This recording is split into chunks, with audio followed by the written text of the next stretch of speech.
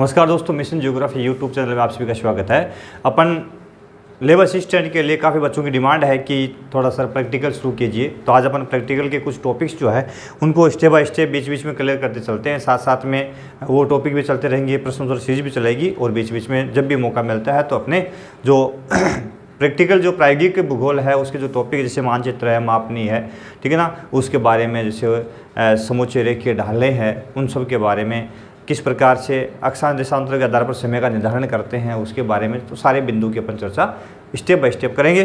तो आपने अभी तक यदि हमारे मिशन ज्योग्राफी यूट्यूब चैनल को सब्सक्राइब नहीं किया तो प्लीज़ सब्सक्राइब करें और अधिक से अधिक बच्चों तक शेयर करें और अधिक से अधिक बच्चों तक पहुंचाएं ताकि हमारे मिशन का फायदा प्रत्येक बच्चे तक पहुंच सके। शुरू करें आज का टॉपिक। आज सबसे पहले जो पहला टॉपिक अपने लेबर असिस्टेंट में है, फर्स्ट ग्रेड में भी वहाँ महत्वपूर्ण टॉपिक है, फर्स्ट ग्रेड में भी ये टॉपिक है सारे प्रैक्टिकल के। तो अपन जूनियर और जो लेवल है और सीनियर लेवल के जो टॉपिक है प्रैक्टिकल के वो यहाँ लेबर असिस्टेंट के अकॉर्डिंग चर्चा करेंगे और साथ साथ में फोकस उन पे भी करेंगे जो कॉलेज स्तर के हैं, क्योंकि वो वहाँ पे फर्स्ट ग्रेड में भी काम आएंगे, ठीक है ना।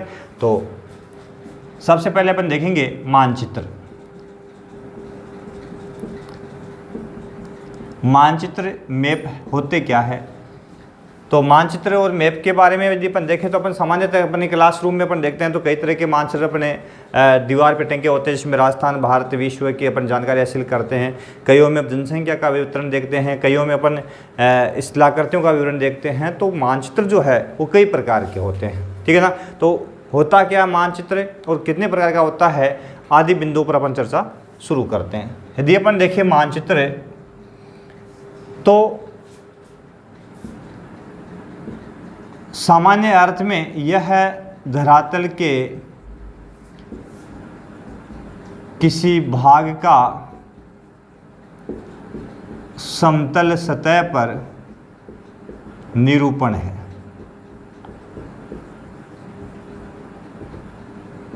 सामान्य अर्थों में यही है, समतल सतह पर निरूपण, ठीक है ना। यानी धरातल के किसी भाग का समतल सतह पर निरूपण ही मानचित्र है। सबसे परिभाषा पहले अपन देखें तो एफ.जे. मॉकहाउस की है।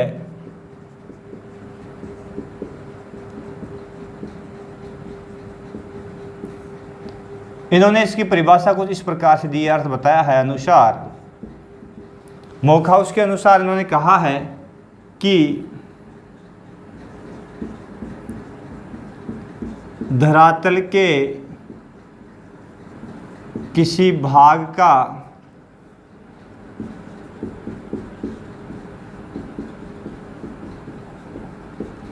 निश्चित मापने के अनुसार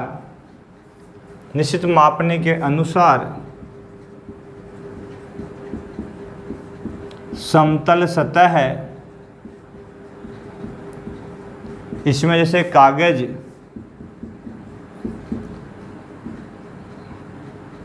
कपड़ा आदि पर निरूपण ही मानचित्र कहलाता है, ही मानचित्र कहलाता है। तो ये मॉकहाउस ने कहा है, सिंपल ही बात कही है कि एक निश्चित धरातल के किसी भाग का निश्चित मापनी के अनुसार, मापनी यानी किसी बड़े प्रदेश को छोटा करके अपन मानचित्र में दर्शा सकते हैं, तो उसके द्वारा दर्शाने की एक कला है। तो मॉकहाउस ने उसी को मानचित्र कहा है। बिल्कुल सही भी है कि मानचित्र जो होता है वो किसी धरातल के किसी भाग का एक निश्चित मापने के अनुसार छोटा किया गया एक चित्र होता है। छोटा चित्र बना करके उसको अपन कागज में उकेर के और उसकी जानकारी अपन हासिल करते हैं, ठीक है ना। तो उसको मानचित्र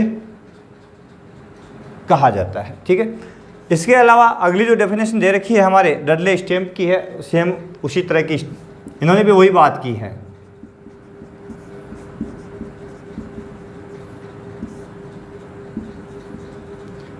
इन्होंने कोई चेंज नहीं किया है, लगभग बात वही आएगी, थोड़ा कहने का तरीका अलग कर लिया है बात वही रहती है।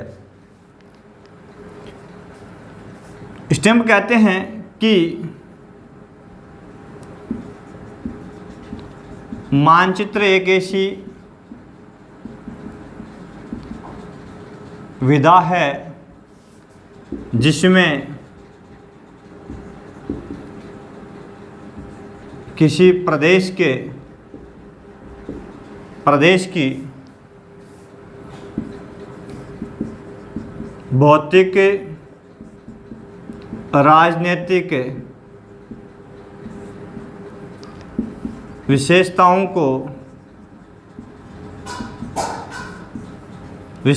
को एक मापनी के अनुसार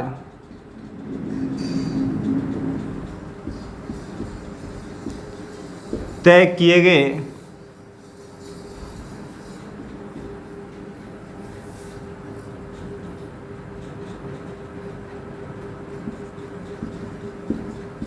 कागज पर या कपड़े पर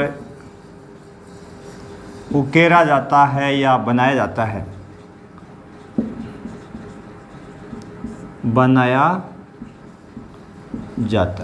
तो वो मानचित्र कहलाता है। एक विधा है, स्टेम ने कहा कि एक विधा है जिसके द्वारा अपन किसी प्रदेश की भौतिक विशेषताएं, राजनीतिक विशेषताएं और स्थलाकृतिक विशेषताएं, उन सब विशेषताओं को एक निश्चित मापने के अनुसार किसी प्रदेश विशेष किसी कागज पर, किसी कपड़े पर उकेर करके और उस विशेषताओं को अपन इंगित करते हैं। ठीक है ना।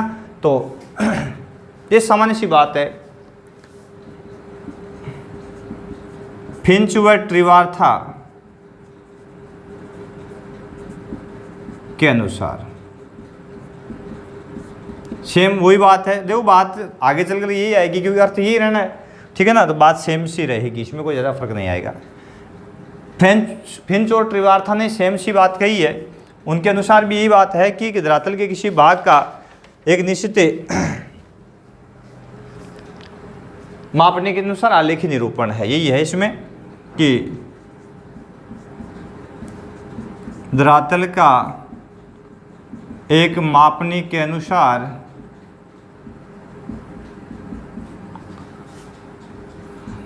निरूपण ही मानचित्र है।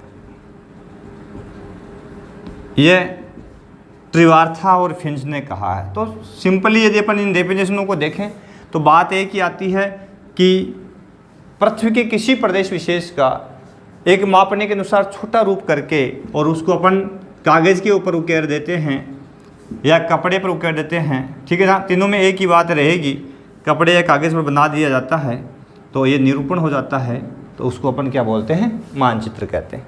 तो यही मानचित्र है। ठीक है। और यदि डेफिनेशन आए यहाँ से तो लगभग इन्हीं की महत्वपूर्ण डेफिनेशन है वो आती है। अगले बिंदु में अपन देखेंगे। अगला है मानचित्र के प्रकार, टाइप्स देखिए इसके। तब तक आप नोट करें, स्क्रीनशॉट ले लें और नोट भी कर लें साथ साथ में।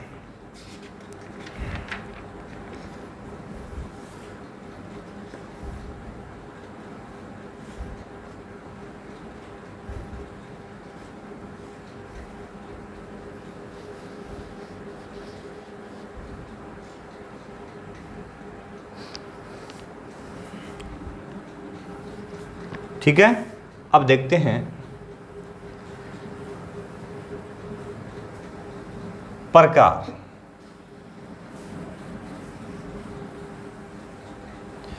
देखो मानचित्र जो है भूगोल के स्टूडेंट के लिए प्रैक्टिकल में मानचित्र बड़ा महत्वपूर्ण योगदान है। भूगोल के स्टूडेंट के लिए वैसे भी संपूर्ण भूगोल को पढ़ने के लिए मानचित्र का बड़ा महत्वपूर्ण योगदान है। बिना मानचित्र के भूगोल के साथ चल पाना मुश्किल है। तो ज़रूर आप मानचित्र है जो उसको साथ में रखें, उसके माध्यम से स्टडी करोगे तो वो स्टडी जो है भूगोल के अंदर स्थायी होती है। ठीक है ना। तो अब देखते हैं मानचित्र के प्रकार।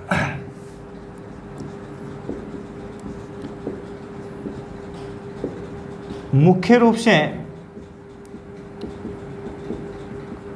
मानचित्र को 4 आधारों पर बांटा जाता है।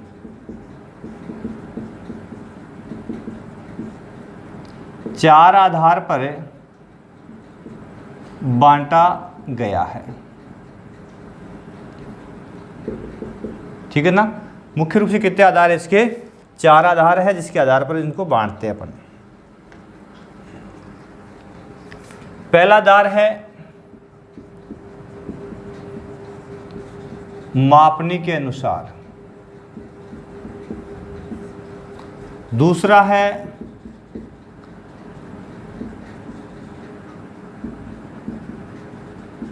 उद्देश्य के आधार पर, यहां भी आधार लिख दूं मैं।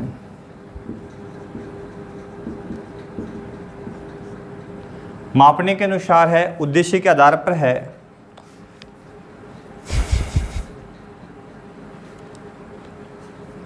तीसरा है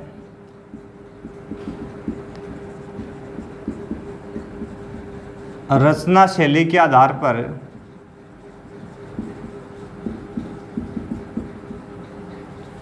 ठीक है ना, रचना शैली और स्थलाकृति के, चौथा है स्थलाकृति के लक्षणों के आधार पर।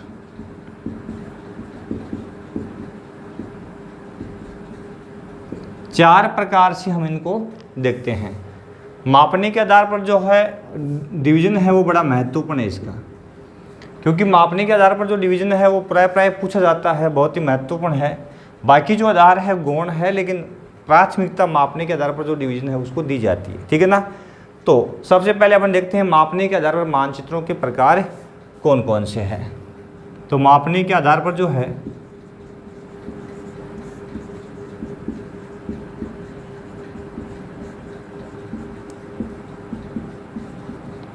इसमें चार प्रकार है। मापने के आधार पर कितने प्रकार हैं? चार प्रकार। पहला है भू संपत्ति मानचित्र। भू संपत्ति मानचित्र, इसको भू संपत्ति मानचित्र को कैडेस्ट्रल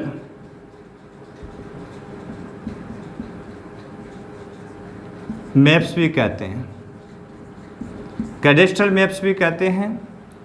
कैडेस्ट्रे फ्रांसीसी भाषा का शब्द है।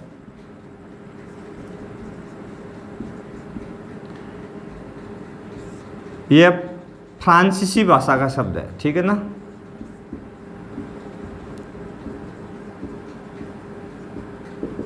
फ्रांसीसी भाषा का शब्द है।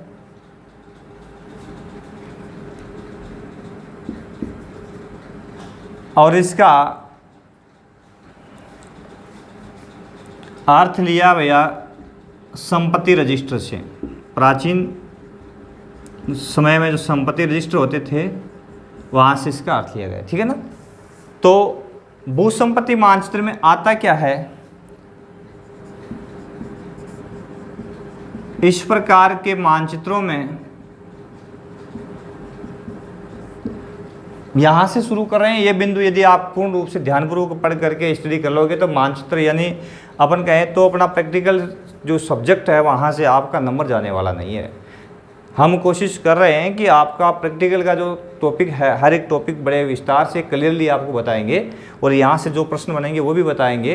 लेकिन प्रैक्टिकल शब्द का मतलब ही ये होता है कि आप प्रयोग करके देखें। तो प्रयोगात्मक दृष्टि से अपन इसको क्लियर करेंगे तो यहाँ से कोई आपका प्रश्न है वो मिस होने वाला नहीं है। तो यहाँ से आप जरूर बड़े एक मनोयोग के साथ में, एक तन्मयता के साथ में हमारे साथ पढ़ें ताकि आपका यहाँ से कोई टॉपिक है वो नहीं छूटे, ठीक है ना। तो भू संपत्ति मान जैसे मानचित्रों में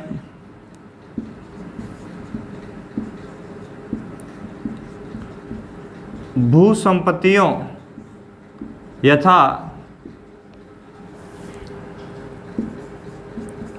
खेत, सड़क, भवन, रास्ते, कुएं, मंदिर, ठीक है ना, इत्यादि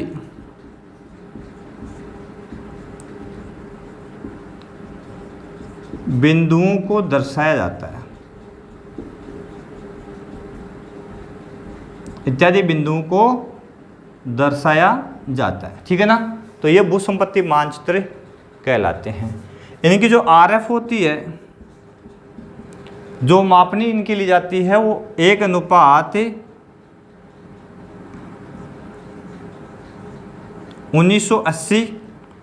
1:1980 और एक होती 1:3960, बिल्कुल यही है। तो इन बड़ी मापनियों पर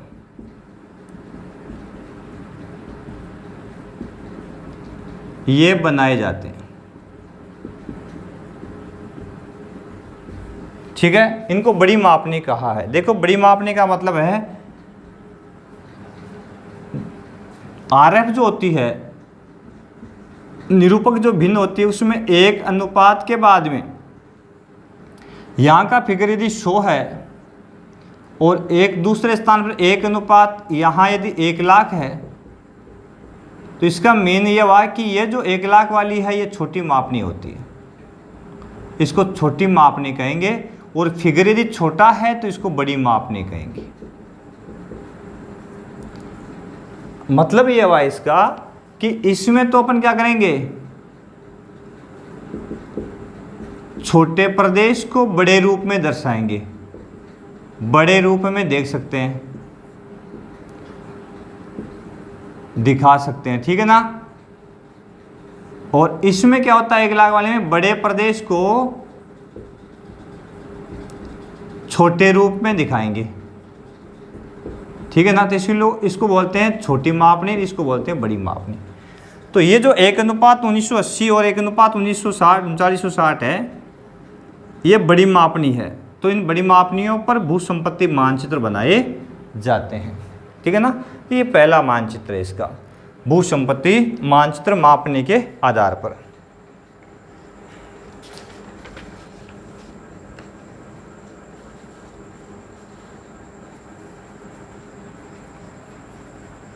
ठीक है, तो यहाँ से इसको भी आप नोट कर लें। दूसरा प्रकार इसका है ब, यही लिख देता हूँ मैं ब, उसको कहा गया है स्थलाकृतिक मानचित्र। नाम से विदित है स्थलाकृतिक मानचित्र। अंग्रेजी तो भाई हमारी स्ट्रॉन्ग है, इसको बोलते हैं टोपोग्राफिकल मैप्स।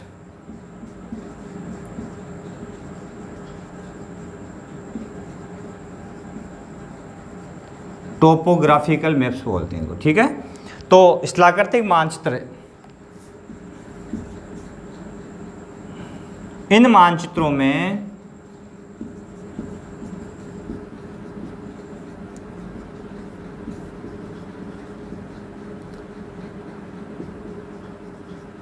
किसी प्रदेश की स्थलाकृतियों यथा उच्चावच, ठीक है ना, जैसे कि अपनति, अभिनति यानी ऊपर उठावा स्थान, नीचे दसावा स्थान, समतल सतह आदि को दर्शाया जाता है, आदि को दर्शाया जाता है। तो ये स्थलाकृतिक मानचित्र कहलाते हैं यहाँ, क्योंकि इसमें किसी प्रदेश विशेष की स्थलाकृतियों को दर्शाया जाता है।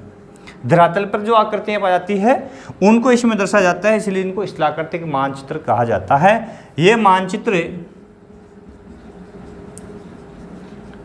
ये भी बड़ी मापनी पे ही है, भी RF 1:2.5 लाख पर बनाए जाते हैं, या इंच में कहें तो ये बनाए जाते हैं 1/4 इंच पर, ठीक है ना, 1/4 इंच पर, या यूँ कहें 1:2.5 लाख पर ये बनाए जाते हैं, ठीक है ना। इस रूप में इन मानचित्रों को दर्शाया जाता है।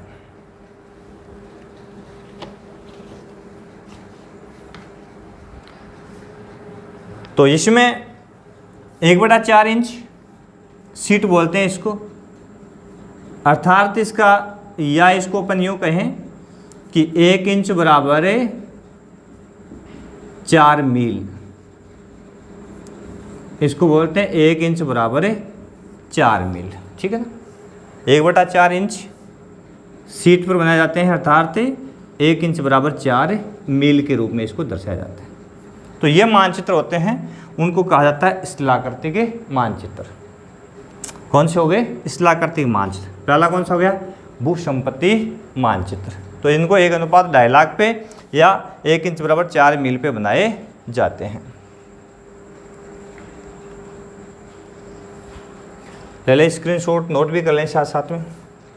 चलें आगे फिर। दूसरा 2 प्रकार हो गए ना इसके, भू संपत्ति और स्थलाकृति। तीसरा प्रकार है, यहाँ शुरू कर देता हूँ।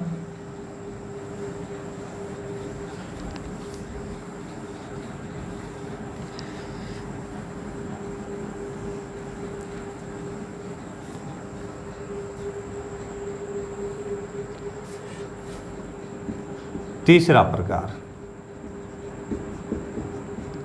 भित्ति या दीवारी मानचित्र।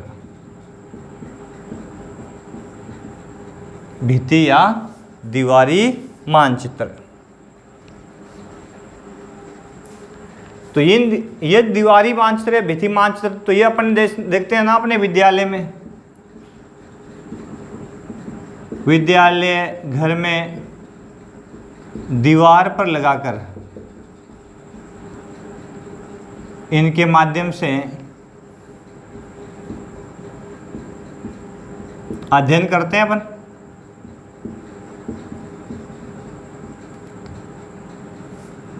ये किसी प्रदेश की संपूर्ण विशेषताएं या विशेषताओं के अनुसार, जैसे कि किसी प्रदेश की जनसंख्या को दर्शाना हो, फसल प्रारूप को दर्शाना हो, ठीक है ना। फसल प्रारूप है, जनसंख्या वितरण है, स्थलाकृतियाँ है, बड़े प्रदेश की इसमें आ जाती है, ठीक है। इसके अलावा प्रवाह प्रणाली, अपवाह तंत्र है,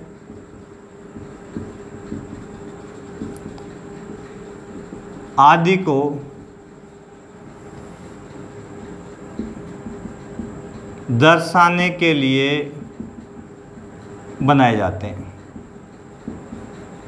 ठीक है। आदि को दर्शाने के लिए ये मानचित्र बनाए जाते हैं। इनकी जो आरएफ होती है, ये किस मापने पर आरएफ वगैरह है, निरूपक भिन्न क्या होती है, ठीक है ना। इनके बारे में मापने में विस्तार से पढ़ेंगे अपन। मैं बताऊंगा आरएफ कैसे निकालते हैं, कैसे क्या बनती है। आप ज़रूर हमारे इस चैनल के माध्यम से हमारे लिंक से जुड़े रहें, ठीक है ना। तो सारी आपके डाउटेज है वो क्लियर कर दिए जाएंगे। ये जो है वो 1:25 लाख या 1:15 लाख पर बनाए जाते हैं, ठीक है। तो इनमें पूछ ले तो ये छोटी मापनी पर आधारित है, ये छोटी मापनी पर आधारित है। यहाँ से प्रश्न आता है कि निम्न में से छोटी मापनी पर आधारित है, और आपको दे दे कि इसमें भू संपत्ति, स्थलाकृतिक मानचित्र और एक दे दे भित्ति या दीवारी मानचित्र, ठीक है ना। और इनमें से कोई नहीं तो आपका ये ऑप्शन सही हो जाएगा उसमें, ठीक है ना। तो प्रश्न बना देंगे, लेकिन ये छोटी मापनी पे, यानी ये 1:अनुपात के बाद में, यानी जो हर का बिंदु है वो जितना बढ़ाएगा मापनी उतनी छोटी मानी जाएगी, ठीक है ना। और चौथा प्रकार इसका है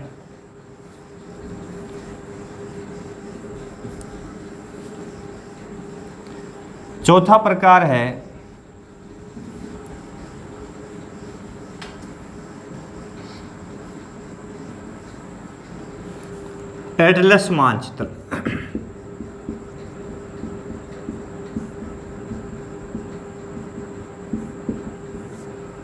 एटलस अपन पढ़ते ही है, कई तरह के एटलस अपने पास में रखते हैं। जो ट्रेवल करते हैं, काफ़ी जो पर्यटक घूमने के लिए आते हैं तो अपने पास में एटलस रखते हैं, ठीक है ना। तो यही एटलस भी क्या है, ये मानचित्र भी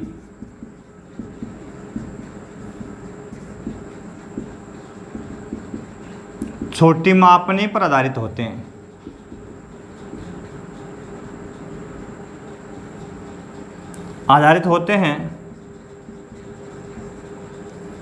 अर्थात ये 1:25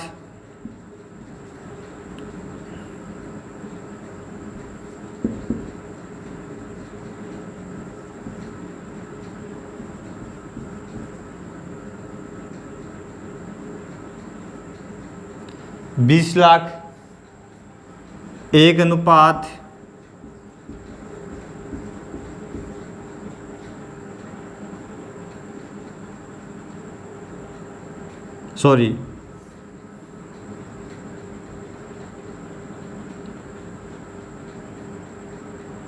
15 लाख 25 लाख। ये सेकेंड भाई,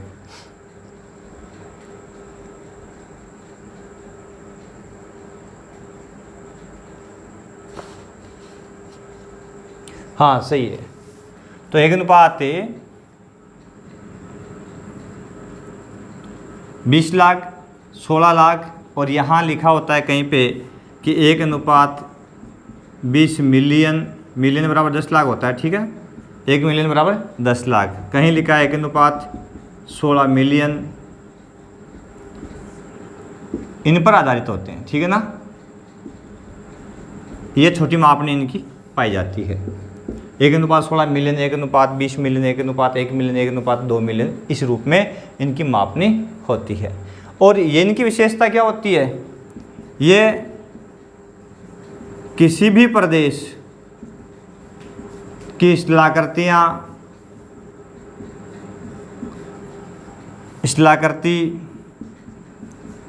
परिवहन तंत्र, सड़कें, परिवहन तंत्र में सड़क है, रेल है, वायु है, सारा आ जाता है इसमें, ठीक है ना। और इसके अलावा प्रदेश की राजनीतिक विशेषताएं, प्राचीन दुर्ग, जिसमें अपन कहेंगे सांस्कृतिक विशेषताएं, किले, प्रमुख भ्रमण स्थल आदि सब के लिए एटलस मानचित्र होते हैं। इन सब विशेषताओं को दर्शाने के लिए एटलस मानचित्र वो काम में लिए जाते हैं। विशेष रूप से जो पर्यटक होते हैं ना, पर्यटक जो होते हैं वो अपने पास में एटलस रखते हैं घूमने के लिए, तो इसके माध्यम से संपूर्ण जो अपना टारगेट तय करते हैं, जिस प्रदेश का भ्रमण करना होता है, तो इसके माध्यम से वो घूमने के लिए आते हैं। तो ये 4 प्रकार हो गए अपने एटलस, भित्ति, स्थलाकृतिक और भूसंपत्ति मानचित्र। तो ये मापने के आधार पर इसके 4 प्रकार, पहले टॉपिक मापने के आधार पर 4 प्रकार हो गए इसके। अगला बिंदु है, नोट कर लें इसको,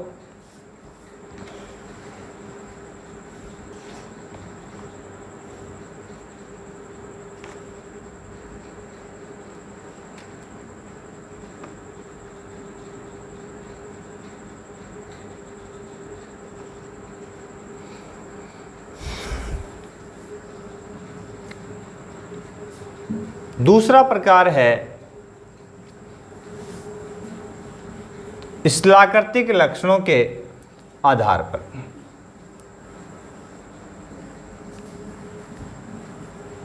दूसरा प्रकार है स्थलाकृतिक लक्षणों के आधार पर।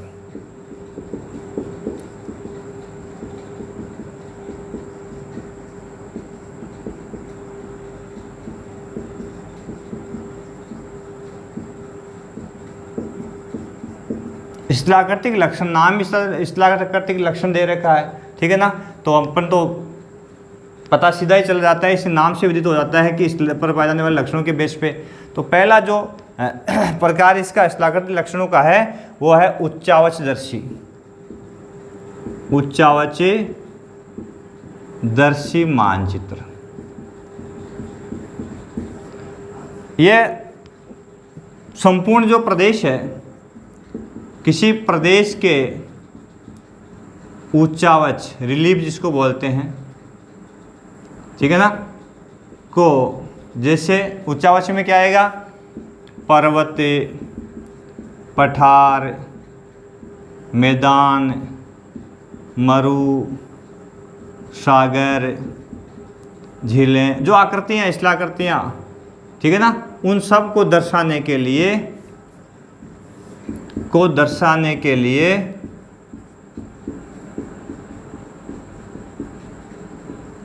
बनाए गए मानचित्र, ठीक है।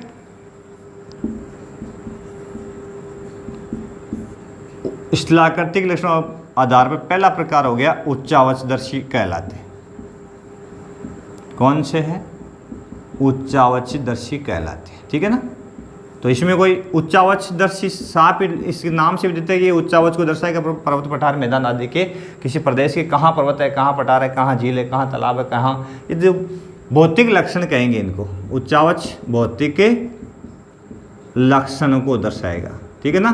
तो इनको दर्शाने के लिए मानचित्र बनाए जाते हैं। और दूसरा इसका प्रकार है प्लेनीमेट्रिक। सही है, प्लेनीमेट्रिक मानचित्र। इसमें क्या होता है, ऐसे मानचित्रों में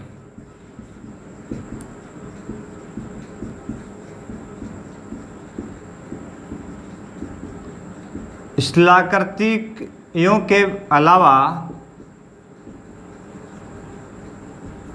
यानी स्थलाकृति नहीं होती इसमें, स्थलाकृतियों के अलावा, या यूं कहें ऐसे मानचित्रों में भौतिक विशेषताओं को छोड़कर,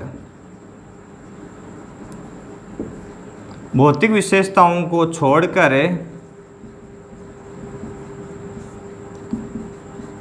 सामाजिक, सांस्कृतिक व आर्थिक विशेषताओं को दर्शाया जाता है। वह आर्थिक विशेषताओं को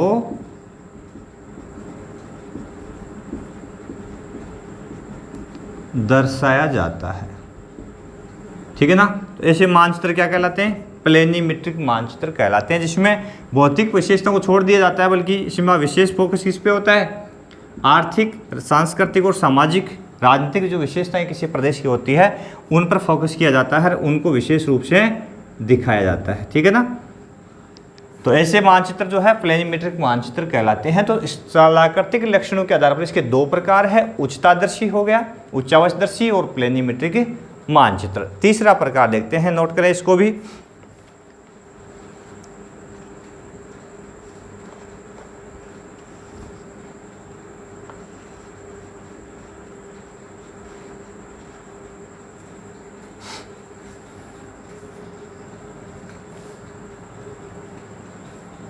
तीसरा प्रकार शुरू करें।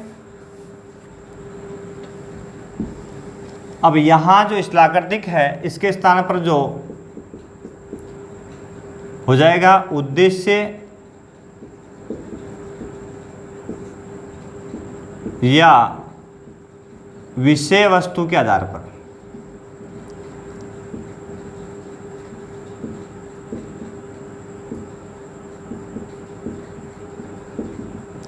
उद्देश्य या विषय वस्तु के आधार पर। ठीक है ना।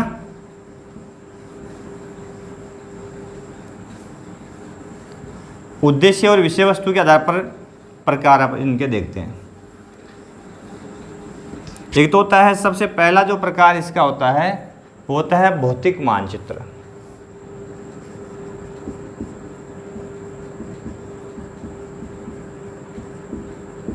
नाम से विदित है, ऐसे मानचित्र किसी प्रदेश की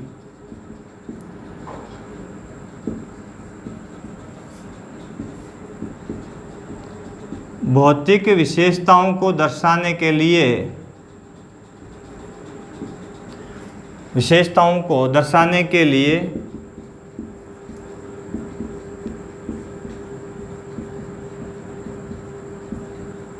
बनाए जाते हैं।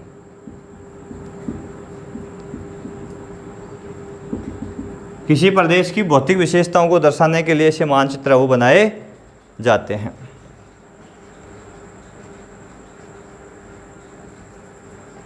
ठीक है। इसमें जो पहला प्रकार है वो है खगोलिकी मानचित्र। उद्देश्य क्या है, भौतिक मानचित्र, भौतिक विशेषताओं में खगोलिकी। तो खगोलिकी में ब्रह्मांड की विशेषताएं,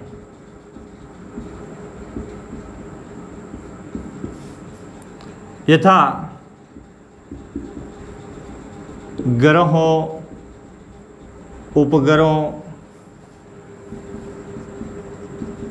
निहारिका, क्षुद्र ग्रहों, आकाशगंगा, ठीक है ना, आदि को दर्शाने के लिए पूरा अपना सौरमंडल भी इसमें आ जाएगा, सारा सारा बनाए गए मानचित्र, आदि को दर्शाने के लिए बनाए गए मानचित्र, ठीक है ना, क्या कहलाते हैं? खगोलीय मानचित्र कहलाते हैं।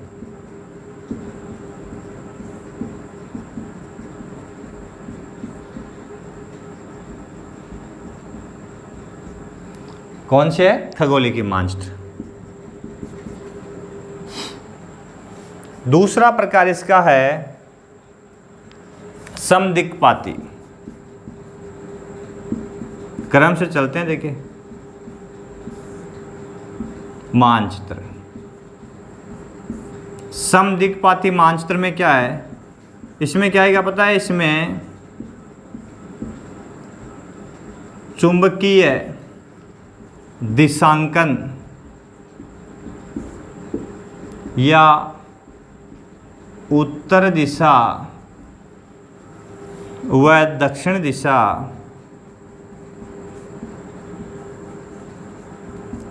निर्धारण को दर्शाया जाता है।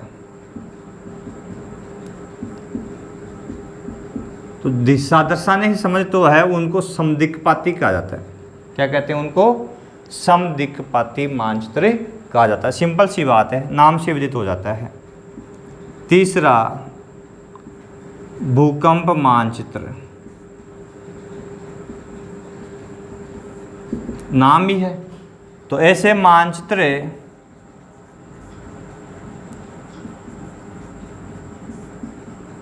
जिनमें भूकंप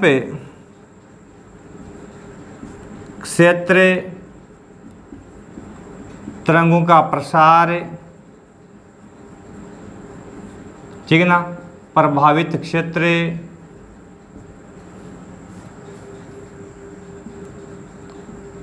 आदि को दर्शाया जाता हो।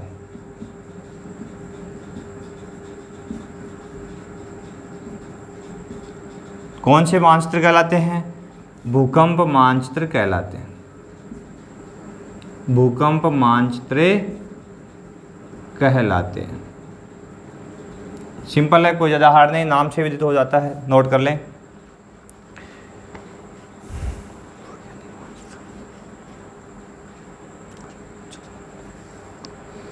ठीक है, ये वाला ऊपर वाला चेंज कर दें। भौतिक मानचित्रों के प्रकार है ये।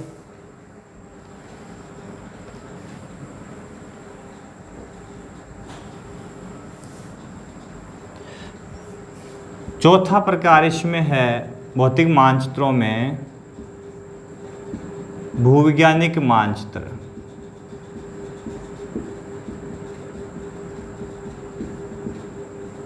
इनमें क्या होता है? ऐसे मानचित्रों में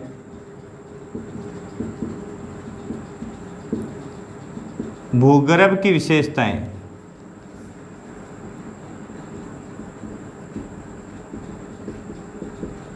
जैसे खनिज, सेलों के प्रकार, सेलों का समय, ठीक है ना,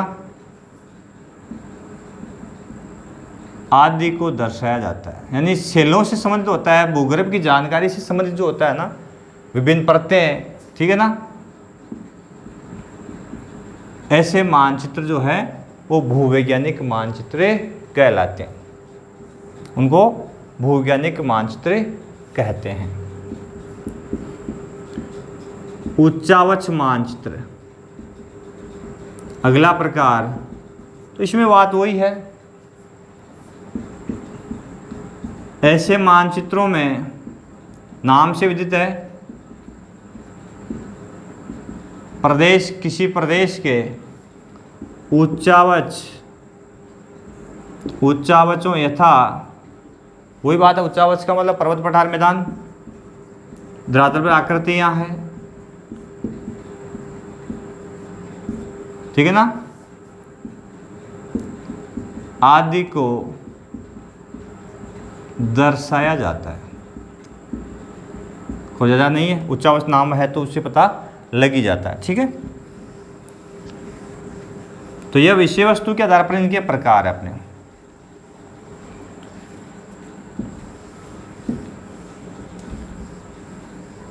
अगला प्रकार है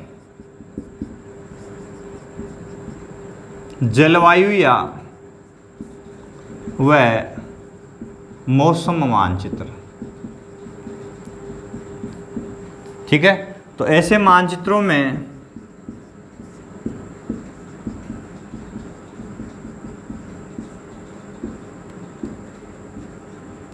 मौसम संबंधी विशेषताएं, कहाँ वर्षा अधिक होती है, कहाँ कम होती है, जलवायु संबंधी विशेषताएं,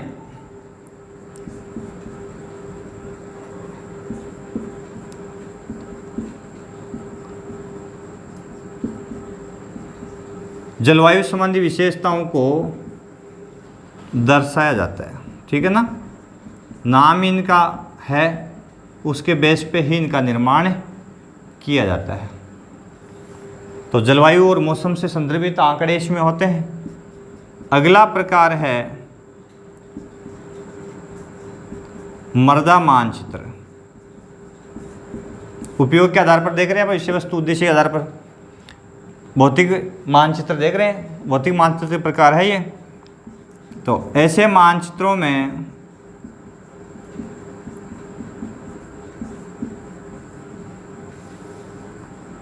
मृदा का वर्गीकरण, कौन सी मिट्टी कहाँ पाई जाती है, लेटराइट कहाँ है, काली कहाँ पे, लाल पीली कहाँ पे, पृथ्वी पर कहाँ कहाँ कौन सी मिट्टी है, उसके बारे में, ठीक है ना। मृदा वर्गीकरण दर्शाया जाता है, तो उसको मृदा मानचित्र की श्रेणी में रखते हैं। अगला प्रकार है वनस्पति मानचित्र। इसमें ऐसे मानचित्रों में वनस्पतियों का वितरण, यानी अर्थात सदाबहार, मानसूनी, ठीक है ना, मैंग्रोव,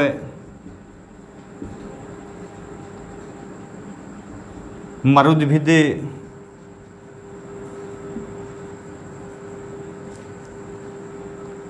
आदि आदि को दर्शाया जाता है। भाई कौन सी वनस्पति कहाँ पे, कौन से वन कहाँ पे है, उसको दर्शाने के लिए ये मानचित्र बनाए जाते हैं, उनको बोलते हैं वनस्पति मानचित्र, ठीक है ना। अगला प्रकार है अपवाह है, यहाँ लिख देता हूँ अगला प्रकार, ठीक है।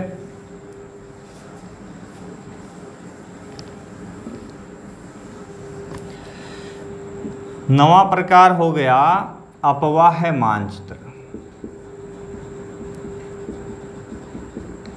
इसमें ऐसे मानचित्रों में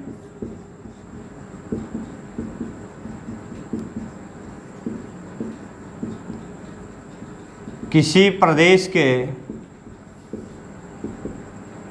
अपवाह तंत्र को दर्शाया जाता है। अपवाह तंत्र नदियों का प्रवाह है, कौन सी नदी कहाँ, कौन सी किसकी सहायक है, उस जाल को दर्शाया जाता है, ठीक है ना। तो उसको बोलते हैं अपवाह मानचित्र, ठीक है। अगला प्रकार इसका है महासागरीय मानचित्र।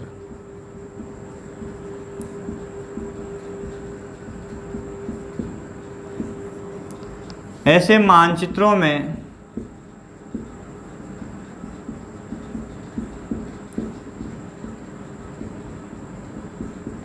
महासागरों की जानकारियां यथा वितरण व महासागरीय उच्चावच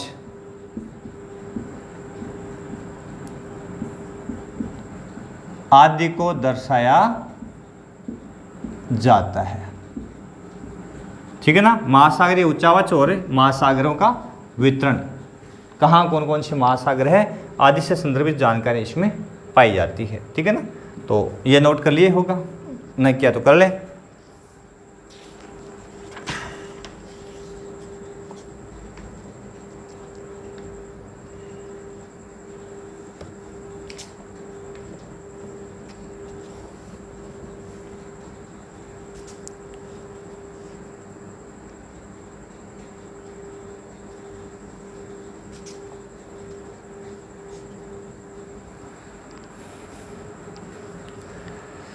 चले आगे, चलो जी। ये तो हो गए भौतिक आधार पर मानचित्रों का वर्गीकरण। भौतिक मानचित्रों के वर्गीकरण थे उद्देश्य के आधार पर, ठीक है ना। और उद्देश्य आधार पर पहला मानचित्र था भौतिक मानचित्र, उसके प्रकार। अब दूसरा जो भाग है इसका, उसका नाम है अपना जनसंख्या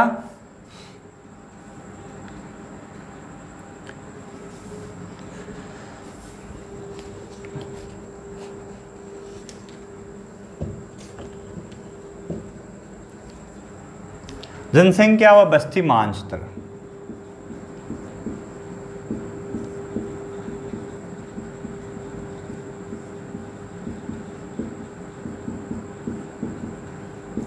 तो इनमें क्या होगा, ऐसे मानचित्रों में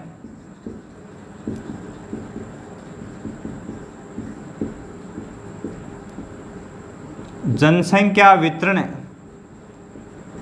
ठीक है ना, अधिवास आदि को दर्शाया जाता है।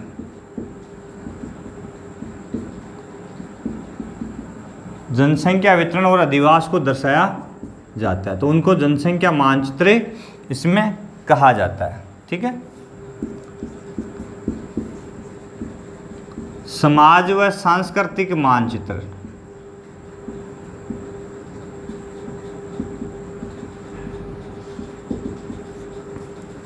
समाज व सांस्कृतिक मानचित्र।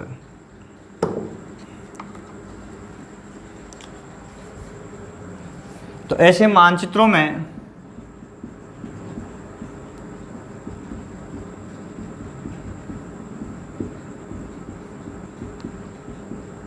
सामाजिक विशेषताएं, सामाजिक विशेषताएं जैसे विभिन्न समाजों का रहन सहन, पैरवे, रीति रिवाज, ठीक है ना, आदि को दर्शाया जाता है। इसके अलावा सांस्कृतिक विशेषताएं,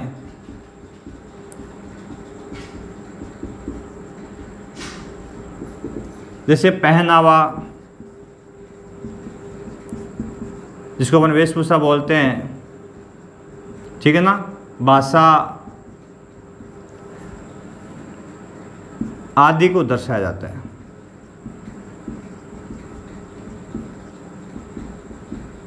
ठीक है, तो ये हो गया अपना समाज और सांस्कृतिक मानचित्र का बिंदु। अगला है ऐतिहासिक मानचित्र, नाम से ही विदित है। ऐसे मानचित्रों में थोड़ा स्पीडली चल रहे हैं कि टॉपिक क्लियर हो जाएगा। ठीक है, टाइम भी वेस्ट नहीं, उस समय बहुत कम है, लेकिन साथ साथ में अपन पढ़ते चलेंगे तो कोई ज़्यादा इश्यू नहीं है। और यहाँ से प्रश्न भी बन जाएंगे, टाइप्स अपन साथ साथ में दे रहे हैं, बेसिकली है, कोई ज़्यादा हार्ड नहीं है। ठीक है, तो ऐसे मानचित्रों में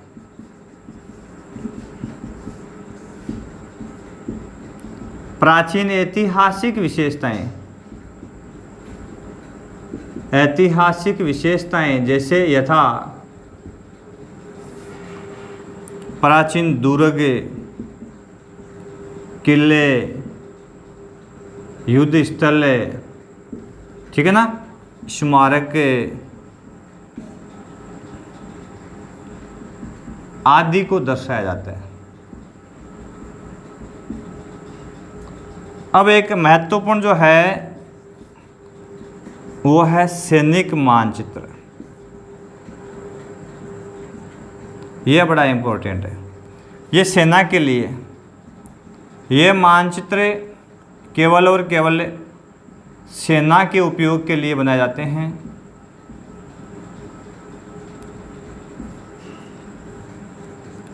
ठीक है ना।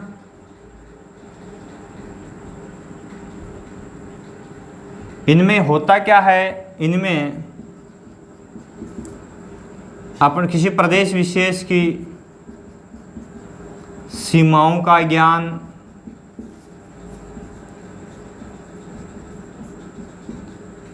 प्रमुख पॉइंट जो सेना के लिए इंपॉर्टेंट होते हैं, हिल स्टेशन जिनको कह सकते हैं, जहाँ सेना अपनी निगरानी रख सकती है, ऐसे पॉइंट प्रमुख पॉइंट हो सकते हैं जो सेना के लिए उपयोगी हो।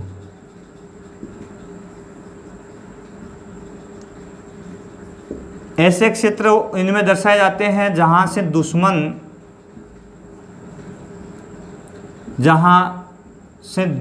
का हर समय यूँ कहें तो डर तो नहीं कह सकते, आशंका बनी रहती है कि वो हमला इधर से कर सकता है, घूसपैठ कर सकता है। ऐसे स्थल पॉइंट भी इसमें दर्शाए जाते हैं। इसके अलावा वो परिवहन जाल यानी बॉर्डर सड़कें भी इसमें दर्शाई जाती है कि इजीली अपन यहाँ से निकले तो किस माध्यम से जल्दी किस पॉइंट पे पहुँच सकते हैं, उन बिंदुओं को भी इसमें दर्शाया जाता है। तो ये सेना के मानचित्र होते हैं। ठीक है ना। और ये सेना के सैनिक मानचित्र जो होते हैं वो आरएफ जो होती है 1:1,00,000 व 1:5,00,000 पर बनाए जाते हैं।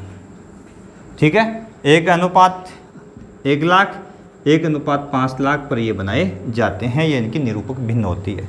तो ये सैनिक मानचित्र होते हैं। ठीक है।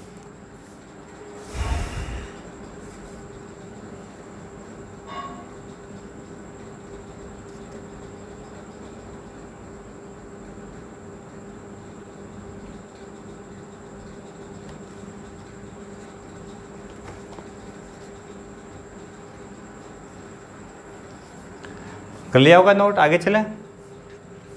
अगला प्रकार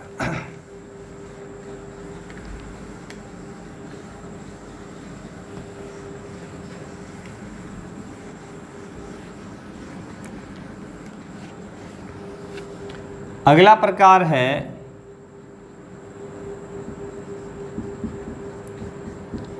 आर्थिक मानचित्र। अगला इसका प्रकार है आर्थिक मानचित्र उद्देश्य के आधार पर। ठीक है।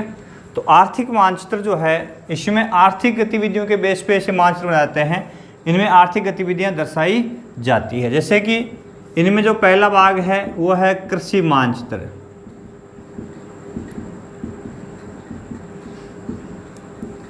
ऐसे मानचित्रों में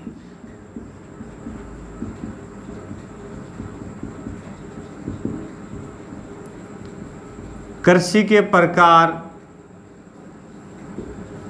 फसल उत्पादन या वितरण कह सकते हैं, कौन सी फसल कहाँ बोई जाती है। ठीक है ना। आदि को दर्शा यानी कृषि से संबंधित सारे डाटा जिसमें आ जाते हैं। ठीक है ना। तो इनको कृषि मानचित्र कहते हैं, दर्शाया जाता है।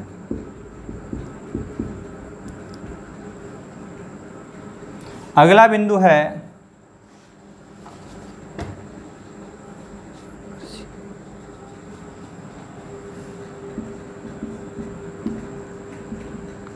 भूमि उपयोग मानचित्र। अब इसमें भूमि उपयोग नाम आ गया तो सामान्य सी बात है, इसमें भूपयोग को दर्शाया जाएगा। भूपयोग में जैसे ऐसे मानचित्र में भूपयोग को दर्शाया जाएगा जैसे कि कृषि के अंडर में कितनी भूमि है, चरागाह है के अंदर अपन देखते हैं ना, पटवारी के पास जाते हैं तो बताते हैं भाई इतना चरागाह है, खाली पड़ा, ये प्रतिभूमि है, ये जोती गई भूमि है, जिसको अपन गिरदावरी कहते हैं। वो इसी बेस पे करते हैं, इन मानचित्रों को तैयार करते हैं गिरदावरी के आधार पर। ठीक है ना। चरागाह में कितनी है, बंजर भूमि है कितनी पड़ी है, ठीक है ना, और वर्तमान प्रतिभूमि कितनी है, पुरातन प्रतिभूमि कितनी है, ये कई बिंदु इसमें आदि के आधार पर वर्गीकरण इसमें दिया गया है। आदि के मानचित्र होते हैं ये, ठीक है ना। तो भूमि के प्रकार इसमें दर्शाए जाते हैं, उसको भूपयोग मानचित्र की श्रेणी में रखा जाता है। अगला प्रकार है भाई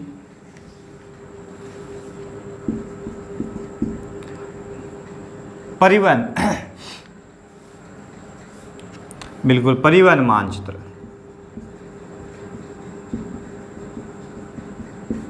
इसमें परिवहन के लिए ऐसे मानचित्रों में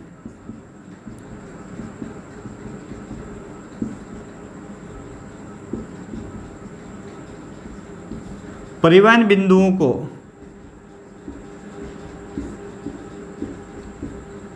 दर्शाया जाता है। यथा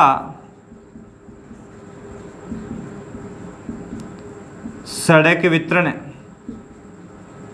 कितनी सड़क अपने यहाँ पे है, स्टेट हाईवे कितनी है, नेशनल हाईवे कितनी है, जिला सड़कें कितनी है आदि को। रेल मार्गों को दर्शाया जाता है,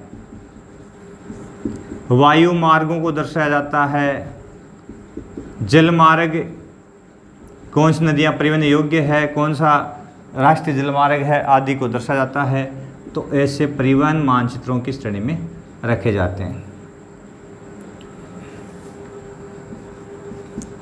इसमें है, अगला है खनिज मानचित्र। तो ऐसे मानचित्रों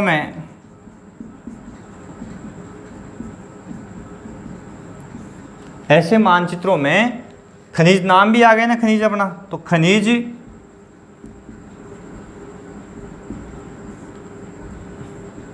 खनिजों का वितरण, ठीक है ना। यथा जैसे तांबा कहाँ कहाँ पे है, लोहा कहाँ कहाँ पे है ना, टंगस्टन कहाँ कहाँ पे है, सोना कहाँ कहाँ आदि को दर्शाया जाता है। उनके जो क्षेत्र है उनको चिन्हित किया जाता है। अपन पढ़ते हैं ना कि भाई खनिज कहाँ निकलते हैं, तो देखते हैं कि अपने भारत के संदर्भ में कि छत्तीसगढ़ का जो क्षेत्र, इसमें कोयला और लोहा इससे निकलता है, गोवा में निकलता है, कर्नाटका में निकलता है, आंध्रा में निकलता है, ठीक है ना, झारखंड में निकलता है, तो पश्चिम बंगाल के क्षेत्र में निकलता है। तो जैसे राजस्थान में आए तो अपन पलाना बीकानेर के अंदर भूरा कोयला निकलता है, तो उसकी जगह चिन्हित करते हैं ना, तो वो खनिज मानचित्र की श्रेणी में आते हैं, क्योंकि उसमें खनिजों से संबंधित जो मिनरल्स है उनको इसमें दर्शाया जाता है। और अंतिम इस भाग का जो है आर्थिक मानचित्रों में भाग जो है वो है औद्योगिक मानचित्र।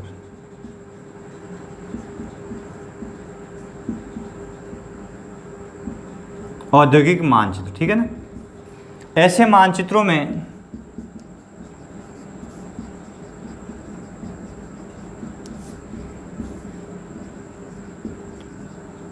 औद्योगिक वितरण होता है। जैसे भारत की बात करेंगे तो किस राज्य में कौन सा उद्योग लगा, जैसे लोहा इस्पात उद्योग कहाँ कहाँ लगे हैं तो इसमें बता देगा ये। टिस्को कहाँ है, इसको कहाँ है, ठीक है ना, विस्को कहाँ, विश्वेश्वरैया कहाँ पे है, इंडियन आयरन स्टील कंपनी कहाँ पे है, टाटा आयरन स्टील कंपनी कहाँ पे, तो उसकी लोकेशन बताएगा ये, ठीक है ना। कौन कौन से उद्योग कहाँ कहाँ पे है, टंगस्टन कहाँ निकलता है। यदि अपन देखें तो चंदेरी या चित्तौड़गढ़ वाला जो है जिंक संद्रावा का वो कहाँ पे है, रिफाइनरी अपनी कहाँ कहाँ लगी हुई है, ठीक है ना, रिफाइनरियाँ कहाँ कहाँ पे है। तो ये सारे जो औद्योगिक बिंदु है उन औद्योगिक बिंदुओं को ये दर्शाता है। तो ऐसे मानचित्र जो है वो औद्योगिक मानचित्र कहलाते हैं। तो ऐसे मानचित्र जिसके अंदर औद्योगिक वितरण दर्शाया जाता है तो उनको औद्योगिक मानचित्र कहा जाता है, ठीक है ना। तो ये अपने मानचित्रों का बिंदु है जो कंप्लीट है। इसमें मानचित्रों के प्रकार अपन ने देखे हैं, ठीक है ना। मापने के बेस पे उद्देश्य और विषय वस्तु के आधार पर अपने इसकी चर्चा कर ली है, ठीक है ना। और अगले क्लास में अगला जो टॉपिक अपना रहेगा वो रहेगा